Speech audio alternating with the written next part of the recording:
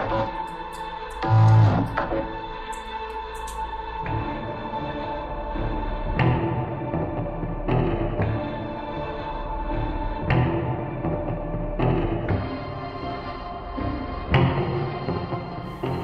বাবু, চা। আজ একটু আদা দিয়েছি, মাথাটা ধরেছিল না আপনার? তুমি না থাকলে আমার এই শরীরটাই বুঝি ভুলে যেত কিভাবে ভালো থাকা যায়।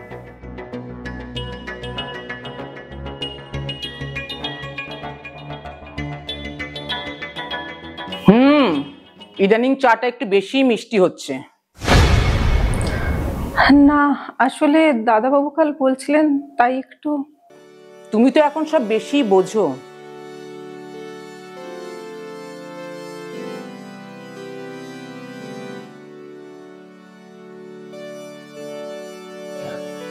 কি ব্যাপার, আজ এত চুপচাপ কেন? সব কথা মুখে বলা যায় না দাদা বাবু।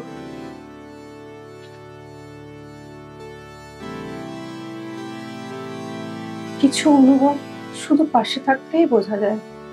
তুমি পাশে ছিলে বলেই আমি বুঝি মানুষ হিসেবে নিজেকে একটু ভালো রাখা যায়।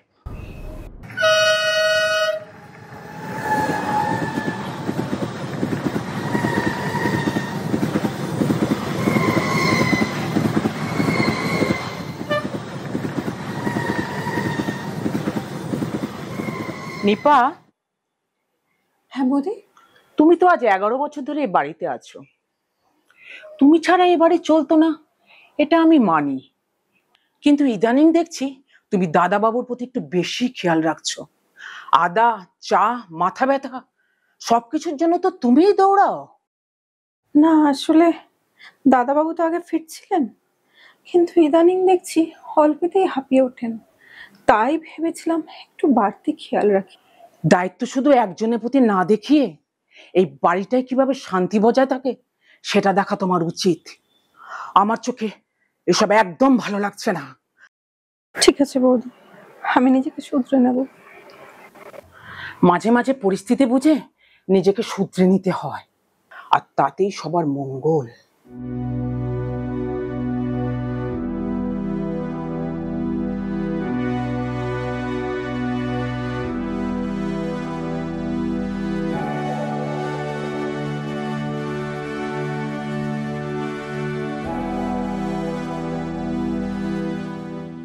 নিপার চিঠি। শ্রী চরণেশু দাদা বাবু। আপনাদের বাড়িতে কাজ করতে করতে কখন জানি না এই বাড়িটা আমার নিজের হয়ে উঠেছিল, কিন্তু আজ জানতে পারলাম আমার শরীরে ক্যান্সার। সময় আর মাত্র কয়েক মাস।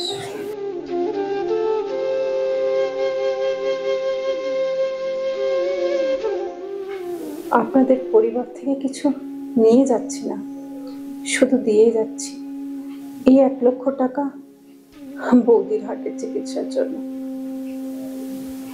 আমি জানি আপনি বোঝেন, বৌদিও একদিন ঠিক বুঝবেন। আসলে কর্তব্যবোধটাই আমার ভালোবাসা। ইতি নিপা।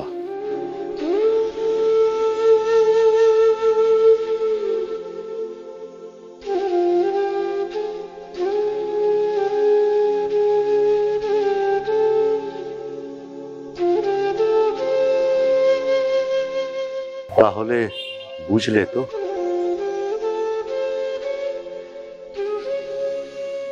সে কিছুই চাইনি, শুধুই দিয়ে গেল। আমি শুধু ভুলই বুঝেছিলাম, অথচ ও নিঃশব্দে ভালোবাসতে জানতো।